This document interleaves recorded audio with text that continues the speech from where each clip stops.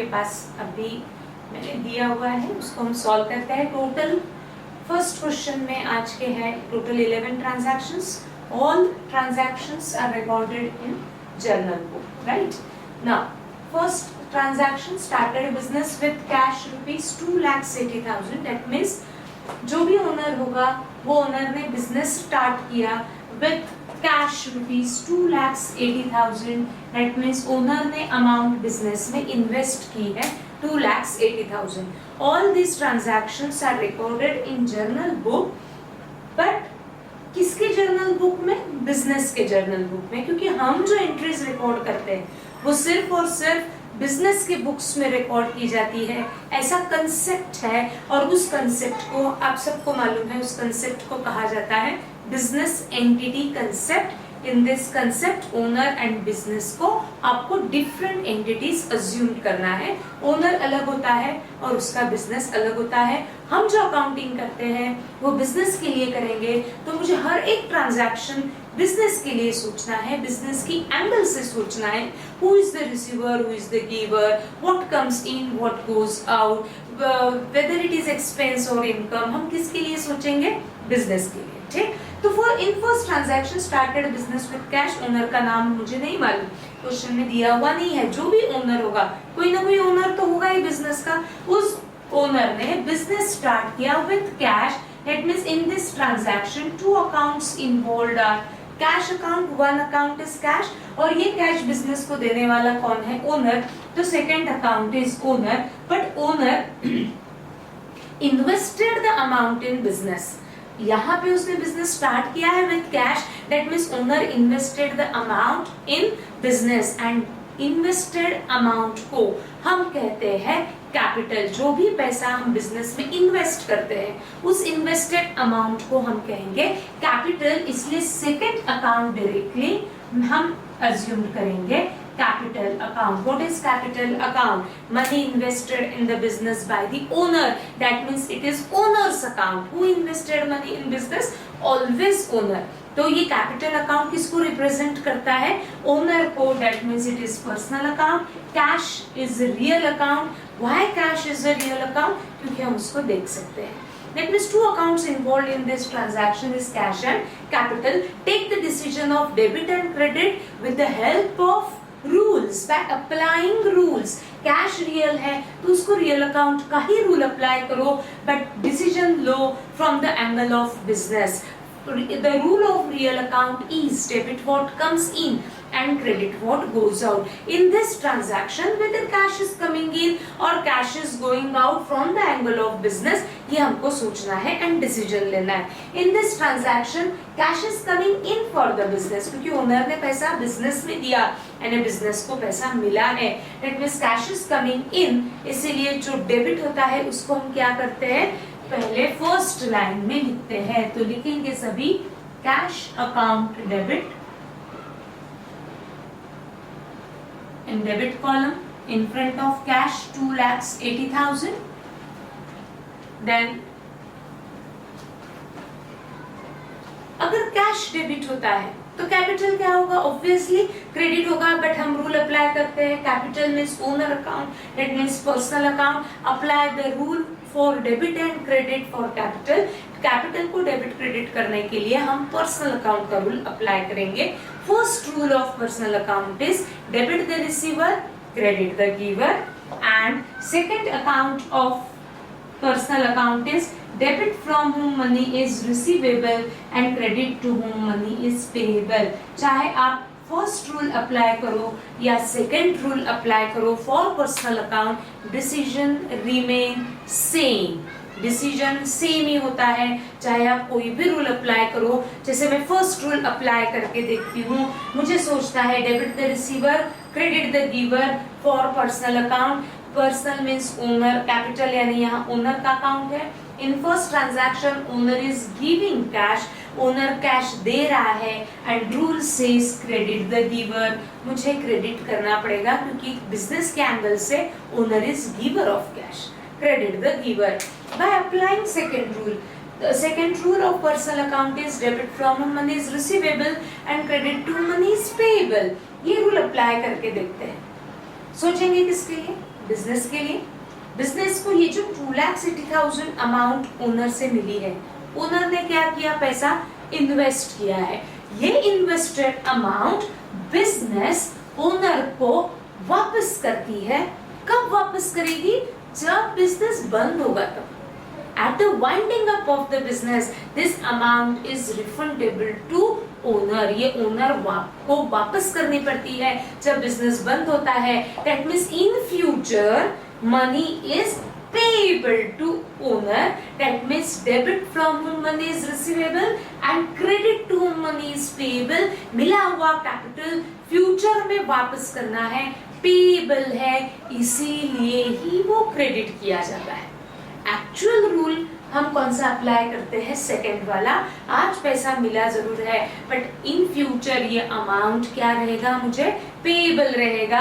And rule says debit from whom money is receivable and credit to whom money is payable. ये capital का पैसा payable in future है, इसलिए capital को हमेशा क्या होगा, क्रेडिट होगा।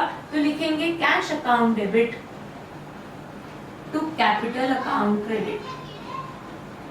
2,80,000, narration being cash invested in business, being money invested in business, being cash invested in business, being capital introduced, कुछ भी आप narration लिख सकते हैं बट स्टार्ट किया जाता है बीइंग ए वर्ड से, और वो आपके ट्रांजैक्शन के अनुसार ही आपका नरेशन होना चाहिए। ठीक, now first entry is complete.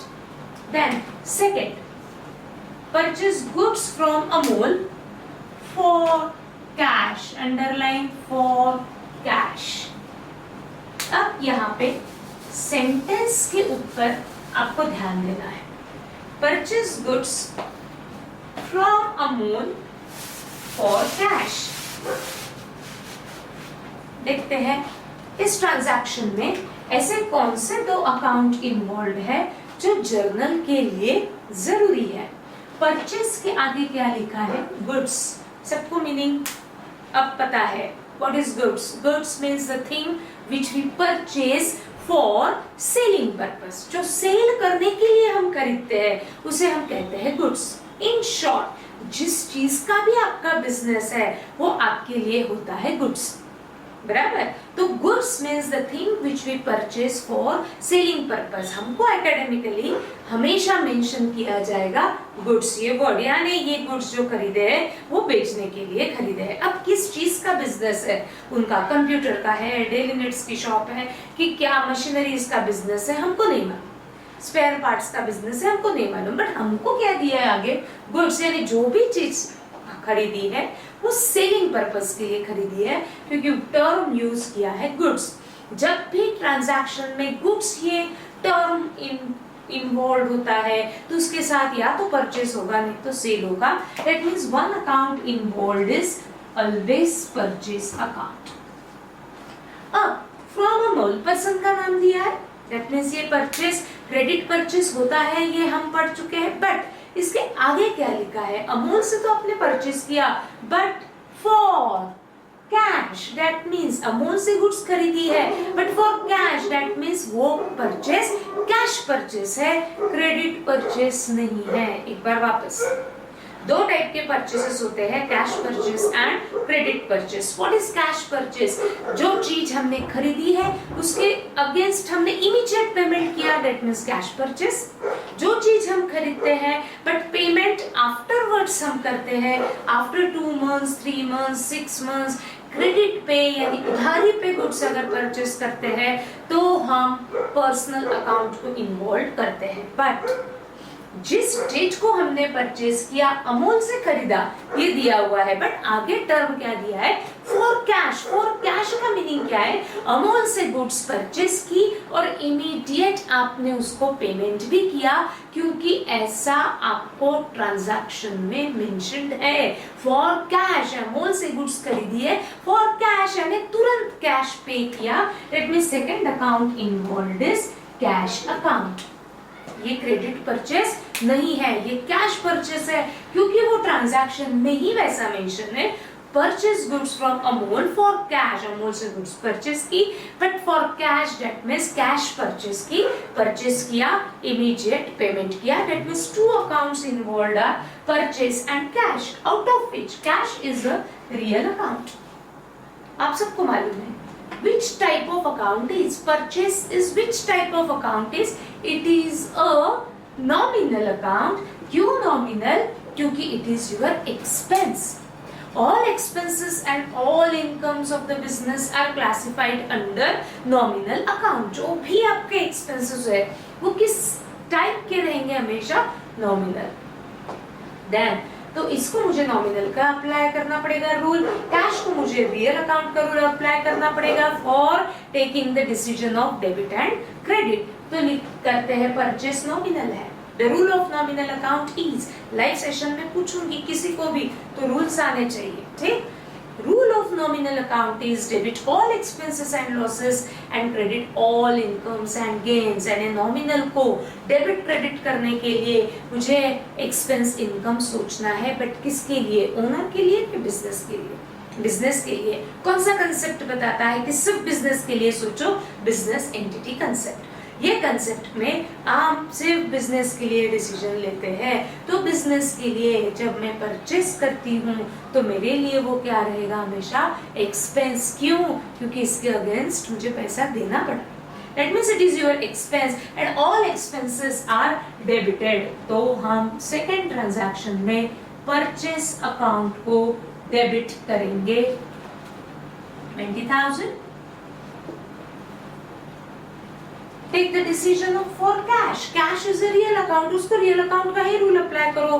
And the rule of real account is debit what comes in, credit what goes out। In this transaction whether cash is coming in or cash is going out, जब हम कोई चीज purchase करते हैं तो हमारे pocket से cash is going out, cash goes out and the rule says credit what goes out। इसीलिए cash को किया जाएगा credit। Being goods purchased। बहुत ज्यादा लिखने की जरूरत नहीं है। Being goods purchased या being goods purchased for cash, that means it is cash purchase।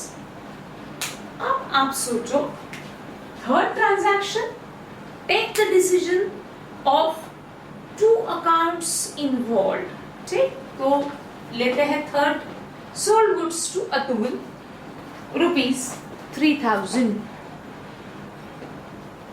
Two accounts involved in third transactions। In third transaction ऐसे कौन से दो अकाउंट इन्वॉल्व है थर्ड ट्रांजैक्शन में? सोल्ड गुड्स, गुड्स लिखा है यानी जो भी हमने चीज खरीदा था वो बेचने के लिए और हम उसको अभी सेल कर रहे हैं, ठीक। तो ये सेल हुआ, गुड्स सेल हो रही है, but goods account books of account में हम मेंटेन नहीं करते। गुड्स की जगह पे हमें या तो परचेस नहीं तो सेल अकाउंट मेंटेन करना पड़ेगा। यहाँ सेल है तो मैं सेल अकाउंट मेंटेन करूंगी, ठीक। तो one account involved is sale account. Then ऐसा दिया है क्या? Sold goods to Atul for cash. नो, अगर आप देखेंगे तो यहाँ सिर्फ लिखा है sold goods to Atul, that means ये सेल क्रेडिट सेल रहेगा ना कि कैश सेल। ये अगर नहीं समझ में आता है तो मैं यहाँ 2 मिनट रुकती हूँ, जो भी मैंने कहा उसको वापस सोचो और फिर मैं एक बार रिपीट करूँ। सोल्ड गुड्स टू अतुल इतना ही दिया है, दैट मीन्स गुड्स अतुल को सेल की। अगर ट्रांजैक्शन में परचेस या सेल के ट्रांजैक्शन में, ध्यान सबका, परचेस एंड सेल के ट्रांजैक्शन में पर्सन का नाम दिया है तो वो परचेस सेल हम क्रेडिट परचेस और क्रेडिट सेल अज्यूम करते हैं, बराबर है। सेकेंड ट्रांजैक्शन में पर्सन का नाम दिया था बट हमने वो परचेस, कौन सा परचेस अज्यूम किया था? Cash purchase. क्यों? क्योंकि वहां स्पेसिफिकली मेंशन था कि जिससे भी आप परचेस कर रहे हो वो कैश परचेस है। But in third transaction sold goods to Atul इतना ही दिखा है, फॉर कैश ऑन क्रेडिट कुछ भी मेंशन नहीं है, तो पर्सन का नाम दिया है तो वो सेल बनेगा credit sale. What is credit sale? हमने जो गुड्स अतुल को सेल की इसके अगेंस्ट अतुल ने हमें आज पैसा नहीं दिया। आज नहीं दिया, बट जर्नल में मुझे डेट वाइज एंट्री करनी है, तो आज में अगर मैं गुड्स सेल करती हूँ तो उसको तो मुझे रिकॉर्ड करना ही पड़ेगा, चाहे मुझे पैसा मिला या ना मिला।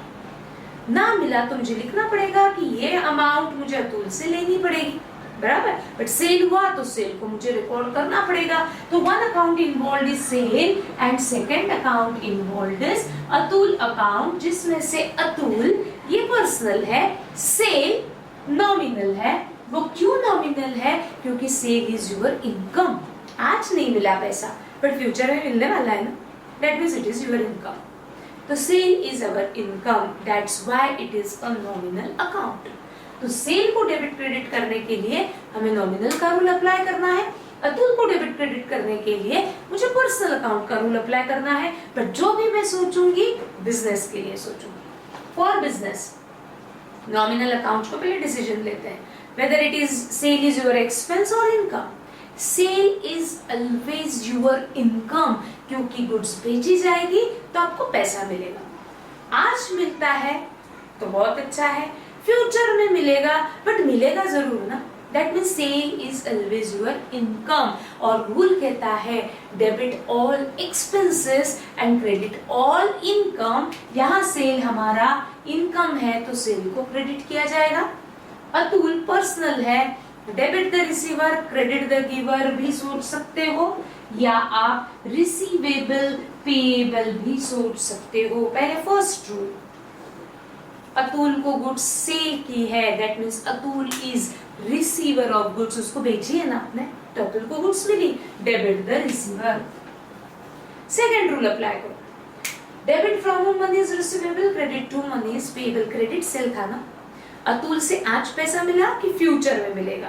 फ्यूचर में मिलेगा, that means debit from whom money is receivable. जिससे पैसा फ्यूचर में रिसीवेबल है उसको डेबिट करो, क्योंकि रूल कहता है debit from whom money is receivable. तो अतुल को डेबिट करना है, सेल को क्रेडिट करना है, इसीलिए हमारी एंट्री होगी Atul account debit to sales account credit 30,000 being goods sold.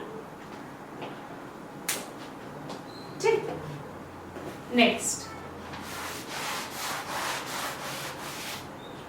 Now, अब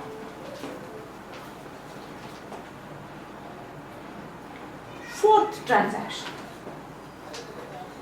Purchased 1000 shares.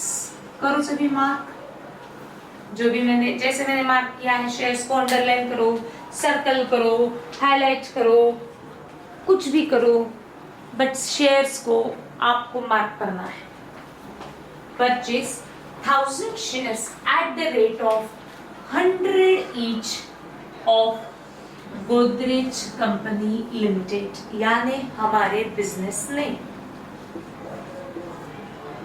गोदरेज कंपनी के शेयर्स परचेस किए, बराबर। परचेस के आगे गुड्स लिखा है कि शेयर्स लिखा है? शेयर्स, यानी हमारी बिजनेस ने गोदरेज कंपनी में पैसा इन्वेस्ट किया। हम पैसे इन्वेस्ट करते हैं, नहीं शेयर्स खरीदा है ना, क्या हम अमाउंट इन्वेस्ट कर रहे हैं शेयर्स में, बराबर है। तो गोदरेज कंपनी क्या करती है, इसके अगेंस्ट बिजनेस को शेयर सर्टिफिकेट देती है। जो भी हम शेयर्स खरीदते हैं तो मुझे शेयर सर्टिफिकेट मिलता है। अगर आपके पेरेंट्स ने उनका पैसा अगर शेयर्स में इन्वेस्ट किया होगा तो उनके पास भी शेयर सर्टिफिकेट होगा, तो आप देख सकते हैं, ठीक है। तो जैसे बिजनेस ने गोदरेज कंपनी के शेयर्स परचेस किए, तो गोदरेज कंपनी क्या करेगी, बिजनेस से पैसा लेगी और बिजनेस को शेयर सर्टिफिकेट देगी।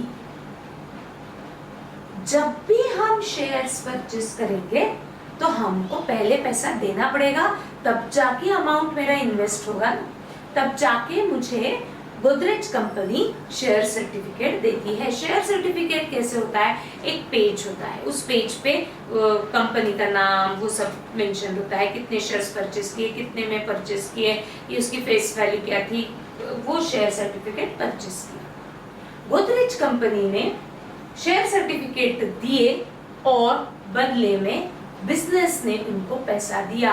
इस ट्रांजैक्शन में दो अकाउंट कौन से इन्वॉल्व होंगे? सबसे पहले हमारा बिजनेस क्या कर रहा है कि गोदरेज कंपनी को पैसा दे रहा है, that means one account involved is cash account. इसके अगेंस्ट पैसा दिया गोदरेज कंपनी को, इसके अगेंस्ट गोदरेज कंपनी ने बिजनेस को क्या दिया, शेयर्स दिए यानी शेयर सर्टिफिकेट दिया। तो मैं सेकेंड अकाउंट इन्वॉल्व लेती हूँ। शेयर्स परचेस क्यों नहीं ले सकती, क्योंकि गुड्स नहीं है, ये समझ में आता है सबको, ठीक है। अब टू अकाउंट्स इन्वॉल्व और कैश एंड शेयर्स। अगर मैं फर्नीचर परचेस करती हूँ तो what will be two accounts involve in this transaction. जब मैं फर्नीचर परचेस करती हूँ तो मेरे पास दो अकाउंट कौन से इन्वॉल्व रहेंगे, फर्नीचर परचेस किया, गुड्स नहीं है, furniture and cash. Machinery purchase किए तो टू अकाउंट्स इन्वॉल्व और machinery and yes cash. Computer purchase किया, कौन से टू अकाउंट्स इन्वॉल्व रहेंगे, कंप्यूटर एंड कैश, क्योंकि परचेस के आगे गुड्स नहीं मेंशन्ड है तो मैं परचेस अकाउंट इन्वॉल्व नहीं ले सकती। जो चीज खरीदा है उसको मुझे बुक्स ऑफ अकाउंट में रिकॉर्ड करना पड़ेगा। मशीनरी खरीदी, मशीनरी अकाउंट, फर्नीचर खरीदा, फर्नीचर अकाउंट, बिल्डिंग खरीदी, बिल्डिंग अकाउंट, शेयर्स परचेस किया, ये शेयर्स अकाउंट। तो one account involved is shares account and second account involved is cash account. Cash is a real account. Shares account, which type of account is? Again, it is a real account. क्यों? क्योंकि Godrej company आपको share certificate देगी तो वो share certificate आप देख सकते हो, that means it is your real account. तो two accounts involve are cash and shares and ये दोनों account which type of account, ये दोनों अकाउंट हमारे लिए कौन से अकाउंट है, रियल अकाउंट, क्योंकि कैश भी हम देख सकते हैं और शेयर सर्टिफिकेट भी हम देख सकते हैं ना, that means shares account is a dash account. कौन सा अकाउंट, रियल अकाउंट। तो मुझे दोनों को रियल का ही रूल अप्लाई करना है, बट मैं डिसीजन गोदरेज कंपनी के लिए लूं कि मेरे बिजनेस के लिए, बिजनेस के लिए क्यों, क्योंकि मैं बिजनेस के बुक्स में इंटरेस्ट रिकॉर्ड कर रही हूँ। तो इन दिस ट्रांजैक्शन पहले कैश फॉर बिजनेस, हमारे बिजनेस के लिए कैश इज कमिंग इन और cash is going out. Business ने कैश गोदरेज कंपनी को दी, that means for business cash is going out, credit what goes out. Against cash Godrej company से आपको क्या मिला, बिजनेस को क्या मिला, शेयर सर्टिफिकेट मिला, शेयर्स मिले यानी फॉर बिजनेस शेयर्स क्या हो रहे हैं, comes in, debit what comes in, इसलिए एंट्री पास होगी shares account debit to cash account credit. But हम पूरा लिखेंगे shares in Godrej company account debit to cash account credit, या आप ऐसा भी लिख सकते हो investment in shares account debit to cash account credit. अगर मैं शेयर्स खरीद रही हूँ यानी क्या कर रही हूँ, मैं मेरा पैसा शेयर्स में इन्वेस्ट कर रही हूँ, तो मैं उसको इन्वेस्टमेंट इन शेयर्स अकाउंट भी लिख सकती हूँ। तो हम लिखेंगे shares in Godrej company account debit to cash account credit. अब कितने शेयर्स खरीदे और कितने में खरीदे, बराबर है, वहां दिया हुआ है, मेंशन किया है 1000 शेयर्स परचेस किए at the rate of 100 each. एक शेयर 100 रुपीज का है गोदरेज कंपनी का। अगर मैं एक शेयर परचेस करती हूँ तो मुझे 100 रुपीज देने पड़ते हैं, पर मैंने एक शेयर परचेस किए या मैंने 1000 शेयर्स परचेस किए, 1000 तो 1 शेयर कॉस्ट इज 100 रुपीज, तो 1000 शेयर की वैल्यू कितनी, क्रॉस मल्टीप्लीकेशन, एक शेयर 100 रुपीज का है तो 1000 शेयर्स कितने के, क्रॉस मल्टीप्लीकेशन यानी कैसे 1000 into 100 upon 1, तो कितना आएगा अमाउंट 1 लाख, यानी मैंने गोदरेज कंपनी को 1000 शेयर्स पे कितना अमाउंट पे किया? 1 लाख। तो अमाउंट में आपको लिखना पड़ेगा 1 लाख। हमने 1 लाख रुपीस देके गोदरेज कंपनी के 1000 शेयर्स खरीदे। एक शेयर उनका 100 रुपीस का है। Being shares purchase, being shares purchased. No next के लिए आपको मेरी हेल्प लगनी नहीं चाहिए। Cash deposited in bank, take the decision and pass the entry. Cash deposited in bank, फिर देखो बोर्ड से करेक्ट है क्या, फटाफट। कैश डिपॉजिटेड इन बैंक, ये सारे ट्रांजैक्शंस हमारे बिजनेस के हैं ना, तो ये हमको सब बिजनेस के लिए ही सोचना है। Cash deposited in bank, that means business deposited money in bank. 2 accounts involved. देखो आपने करेक्ट किया है क्या? बिजनेस ने कैश डिपॉजिट की, that means 1 account involved is cash account. कहाँ पे डिपॉजिट की? बैंक में, that means second account involved is bank account. Cash, real bank, which type of account is? It is a personal account. क्यों? क्योंकि bank के साथ हम monetary dealing कर सकते हैं, कैश में लेन देन कर सकते हैं। That means bank is a personal account, but उसको हम कौन सा पर्सनल अकाउंट अज्यूम करते हैं? Artificial personal account. ठीक, तो cash for business, cash is going out, तो क्रेडिट। बैंक को मिला, that means bank is receiver, debit. ये सबको आता है। पास द एंट्री, देखो सबने किया ही होगा। Bank account debit to cash account credit 50,000 being cash deposited in bank.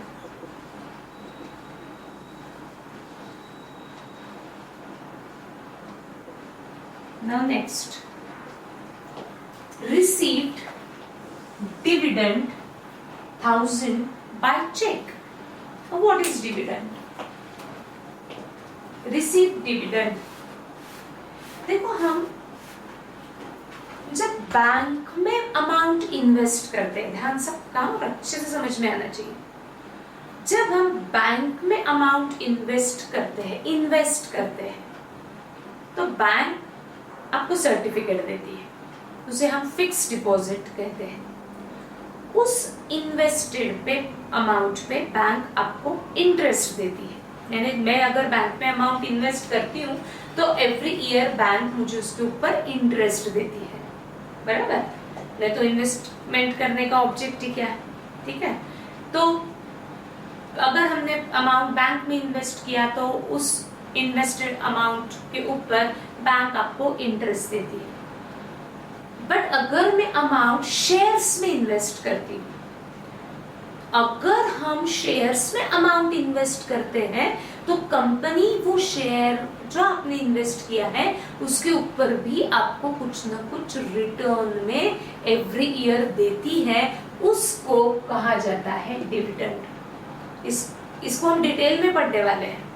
Receive dividend, dividend मिला। डिविडेंड किसके ऊपर मिलेगा? हमेशा शेयर्स के ऊपर। शेयर्स जो हमने इन्वेस्ट किए थे गोदरेज कंपनी में, तो गोदरेज कंपनी एवरी ईयर आपको क्या देगी? उसके ऊपर डिविडेंड देगी। जो amount Godrej company every year part amount देती है, उस पार्ट अमाउंट को कहा जाता है dividend. Every year Godrej company से हमारे बिजनेस को कुछ ना कुछ अमाउंट मिलेगा, उसको हम इंटरेस्ट नहीं कहेंगे, उसको हम क्या कहेंगे? डिविडेंड कहेंगे। बट ये डिविडेंड जो मिल रहा है वो बाय चेक मिल रहा है। क्या है? Cheque account books of account में मेंटेन नहीं होता। चेक की जगह पे हम मेंटेन करेंगे बैंक अकाउंट जो पर्सनल अकाउंट है। एंड ये चेक किस पर्पस के लिए मिला? डिविडेंड के लिए मिला। That means second account involved is dividend account. Bank personal है। Dividend which type of account is? It is a nominal account. वो नॉमिनल क्यों है? क्योंकि रिसीव्ड हो रहा है, that means it is your income, और इनकम है इसीलिए वो बना किस टाइप का अकाउंट? Nominal account. अगर पेड डिविडेंड होता, अगर मेरा बिजनेस डिविडेंड पे पे करता है, पे किया, that means it is your expense, तो अगेन वो किस टाइप का रहेगा, नॉमिनल का ही रहेगा, ठीक। तो डिविडेंड नॉमिनल है क्योंकि वो रिसीव हो रहा है, that means it is your income. Bank cheque के अकाउंट सारे किस अकाउंट में इन्वॉल्व लेने पड़ेंगे आपको, बैंक अकाउंट में। अब इन दोनों को मुझे डेबिट क्रेडिट का डिसीजन लेना है। बैंक पर्सनल है, हमको चेक मिला तो हमने वो चेक कहाँ डिपॉजिट किया, बैंक में, that means bank is receiver, debit the receiver कर लेते हैं। Bank account debit 1000। Dividend paid है कि रिसीव्ड है, रिसीव्ड है, that means it is your expense और इनकम, इनकम, एंड रूल कहता है debit all expenses and credit all incomes. Income है तो डिविडेंड को किया जाएगा क्रेडिट। बीइंग डिविडेंड रिसीव्ड, या आप लिख सकते हैं being dividend received by cheque. 7th आप आराम से कर सकते हो, पेड सैलरी, पहले आप करेंगे paid salary.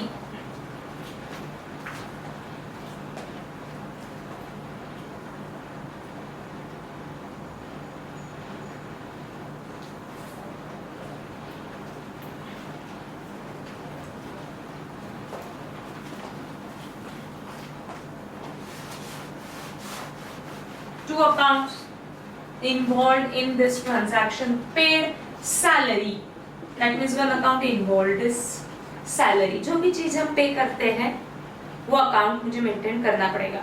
Electricity bill paid, तो one account involve is electricity. Mobile bill paid, one account involve is mobile bill. Rent paid, one account involve is rent. पे कर रहे हैं ना, तो कैश, चेक, कोई ना कोई फॉर्म में पे कर रहे हैं। चेक दिया नहीं है, दैट मींस आपने इसके अगेंस्ट कैश पे किया, that means second account involved is cash account जो रियल है। सैलरी नॉमिनल क्यों है, क्योंकि वो पे किया है, that means it is expense for the business, expense है इसीलिए वो नॉमिनल अकाउंट है, ठीक। Now take the decision for salary and cash. Debit all expenses and losses, credit all incomes and gains. मैं यहाँ salary pay कर रही हूँ, that means it is our expense. Debit all expense. अब directly decision आप ले सकते हो 5000 and cash is going out for business. When we paid the salary, cash is goes out, इसीलिए cash को किया credit, being salary paid। ना यहाँ क्या लिखा है, paid carriage inward, paid carriage outward, paid octroi. पहले इन तीनों का मीनिंग फिर आपको एंट्री फॉर्म करनी है, ठीक है। सबसे पहले paid carriage inward, write down the meaning of carriage inward. सभी लिखेंगे, कहाँ लिखेंगे, रजिस्टर के मार्जिन में लिखो, कहीं भी लिखो पेड कैरेज इनवर्ड। हाँ, तो मैं कैरेज इनवर्ड का मीनिंग एक्सप्लेन कर रही हूँ। What is carriage inward, write down. Carriage inward means transportation charges, transportation charges, carriage means transportation charges. Inward means paid during purchases. What is carriage inward? Transportation charges paid on goods purchased. Again, carriage means transportation charges, inward means paid during goods purchased. So what is carriage inward? Transportation charges paid on goods purchased. What is carriage outward? Carriage means again transportation charges, outward means paid during goods sold. Goods sale करते समय जो transportation charges है, that is carriage. अच्छा, what is transportation charges? Transportation charges है ना rickshaw charges। अगर मैं goods purchase करती हूँ तो गोडाउन, मार्केट से लेकर के गोडाउन में लेकर के आने के लिए मुझे ट्रांसपोर्ट लगेगा ना, तो जब गुड्स परचेस करते समय जो ट्रांसपोर्ट पे हुआ that is carriage inward, goods sell करते समय गोडाउन से मार्केट में गुड्स लेकर के जा रही हूँ तो मुझे वापस ट्रांसपोर्ट लगने वाला है, तो जब गुड्स सोल्ड पे जो ट्रांसपोर्टेशन चार्जेस पे होते हैं दैट इज कैरेज आउटवर्ड, दोनों भी पे किए गए। तो जब मैं कैरेज इनवर्ड पे करती हूँ, two accounts involve are paid carriage inward, जैसे मैंने पेड सैलरी के लिए टू अकाउंट्स इन्वॉल्व सोचे थे, paid carriage inward two accounts involve are, हम लाइव सेशन में डिस्कस करेंगे, मैं यहाँ आंसर नहीं दे रही हूँ। कैरेज इनवर्ड में टू अकाउंट्स इन्वॉल्व आर, आपको सोचना है। पेड कैरेज आउटवर्ड में कौन से दो अकाउंट्स इन्वॉल्व रहेंगे, आपको सोचना है। Paid octroi, octroi means tax clearing charges, city के बाहर क्लियरिंग चार्जेस नाका होता है, वो टैक्स जो हम पे करते हैं दैट इज ऑक्ट्रॉय, यानी अदर सिटी से मैं अपने सिटी में गुड्स लेकर के आती हूँ तो मुझे टैक्स पे करना पड़ता है, ऑक्ट्रॉय उसे हम कहते हैं ऑक्ट्रॉय, ऑक्ट्रॉय पेड ऑक्ट्रॉय। तो यहाँ टू अकाउंट्स इन्वॉल्व क्या रहेंगे ये आपको सोचना है, ठीक है। एंड आउटस्टैंडिंग सैलरी आपको बिल्कुल भी नहीं आएगा, मैं इसको लाइव सेशन में कवर करूंगी। तो 3 एंट्रीज आपको कंप्लीट करनी है लाइव सेशन में। मैं किसी को भी पूछूंगी तो आना चाहिए paid carriage inward, two accounts involve, paid carriage outward, two accounts involve, paid octroi, two accounts involve, decision and entry आपके जर्नल बुक में होनी चाहिए, ठीक है। सोचना है कि डिसीजन क्या रहेगा, डेबिट क्रेडिट क्या रहेगा और किस तरीके से हम जर्नल को पेड कैरेज इनवर्ड की क्या एंट्री पास होगी आपको जर्नल बुक में रिकॉर्ड करना है। पेड कैरेज आउटवर्ड क्या एंट्री रहेगी आपको रिकॉर्ड करना है। पेड ऑक्ट्रॉय की क्या एंट्री रहेगी आपको रिकॉर्ड करना है। आउटस्टैंडिंग सैलरी मैं एक्सप्लेन करूंगी बट इन लाइव सेशन, क्योंकि मुझे आमने सामने फेस टू फेस अगर आप रहोगे तो आपको ज्यादा अच्छे से समझ में आने वाला है।